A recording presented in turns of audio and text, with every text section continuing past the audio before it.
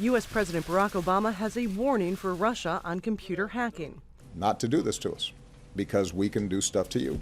He says he told Russian President Vladimir Putin directly to, in his words, cut it out.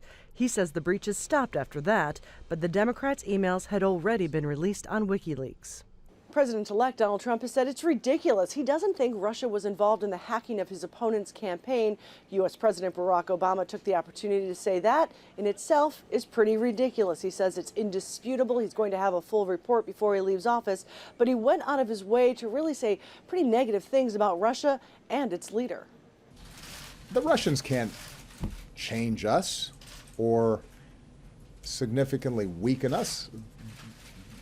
They are a smaller country, they are a weaker country, their economy doesn't produce anything that anybody wants to buy except oil and gas and arms.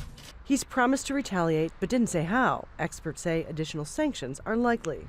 One of the things that happened with sanctions in this regard in particular is it prohibited the so-called dual-use imports, dual-use technology that Russia uses in its military, which has been pretty painful for Russia.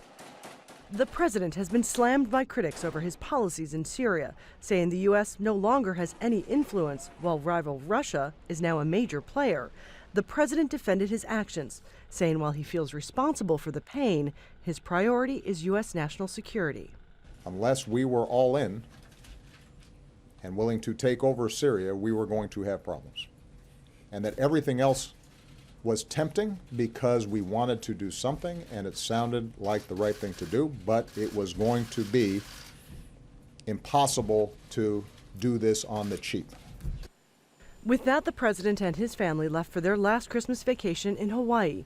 He leaves knowing when he returns, much of what he's done on Russia can simply be overturned by his successor, who's indicated that is exactly what he plans to do. Patty Culhane, Al Jazeera, Washington.